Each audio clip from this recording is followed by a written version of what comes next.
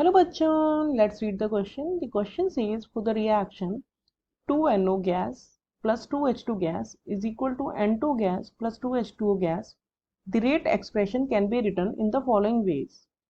dN2 by dt is equal to K1NO concentration of H2, then dH2O by dt is equal to K concentration of NO and concentration of H2, minus dNO by dt is equals to K1 dash NO and H2 concentration, then minus dH2 by dt is equal to K1 double dash or prime NO and H2 concentration. The relationship between K1 dash and K1 double dash is option 1 K is equal to K1 is equal to K1 dash is equal to K1 double dash. Option B K1 is equals to 2K1 is equal to K1 dash is equal to K1 double dash. Option C K is equals to 2K1 equal to K1 equal to K1 double dash.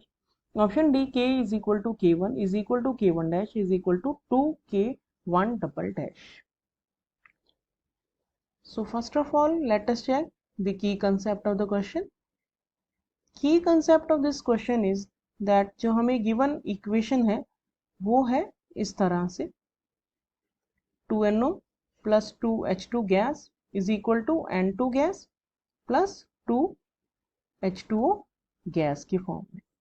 तो जब भी हम rate लिखते हैं disappearance का या appearance का, तो जो कोएफिशिएंट होता है वो डिनोमिनेटर में आता है और फिर उसका हम रेट का एक्सप्रेशन लिख सकते हैं इज इक्वल टू -1/2, और जो माइनस है इट रिप्रेजेंट द डिसअपीयरेंस, क्योंकि जो रिएक्टेंट होते हैं वो गायब हो जाते हैं, कम हो जाते हैं समय के साथ, इसीलिए उनकी कॉन्सेंट्रेशन के आगे उनकी रेट के आगे हम माइनस लगाते हैं। जबकि जो प्रोडक्ट्स होते हैं क्योंकि वो विद टाइम बनते हैं, नए प्रोड्यूस होते हैं, इंक्रीज होते हैं, इसीलिए उनकी रेट के आगे माइनस साइन नहीं होता है और जो भी कोएफिशिएंट है वो हमारा डिनोमिनेटर में आएगा। तो ये हमारा की कंसेप्ट है।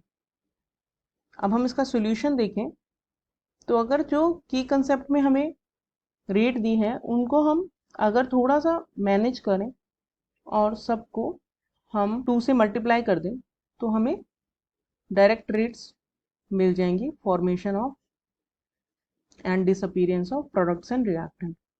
यहाँ पे 2 आ जाएगा क्योंकि इसमें पहले से कोई कोएफिशिएंट नहीं है और बाकी सब में से जो 1/2 थे वो हमारे चले गए। तो ये आ गई हमारी रेट्स। अब ये जो रेट हमें आई हैं इनको हम कंपेयर करें जो रेट हमें दी हैं उनसे, तो माइनस dNO बाई dt हमें दिया है K1 डैश NO का कॉन्सेंट्रेशन एंड देन H2 का कॉन्सेंट्रेशन। फिर H2 की जो रेट दी है हमें वो दी है K1 डबल डैश NO का कॉन्सेंट्रेशन देन H2 का कॉन्सेंट्रेशन, देन 2 और N2 का हमें रेट दिया है 2 हमारे पास पहले से ही कोएफिशिएंट था और क्योंकि हमें जो रेट दी है वो dN2 बाई dt दी है, तो dN2 बाई dt की जगह पे हम उसका वैल्यू रख देंगे और dH2 और dt की दी है KNOH2। तो इसमें जो NO और H2 कॉमन है अगर हम उसको हटाएं तो हमारे पास जो रिलेशन आएगा वो इस तरह से आएगा K1 dash K1 double dash is equals to 2K1 is equals to K। तो अब अगर हम कोई ऑप्शन देखें करेक्ट हमारा तो उसमें K1 के साथ 2 होना चाहिए, बाकी सब सिंगल होंगे। That means option B is the correct answer. Hope you understood the solution well. Thank you.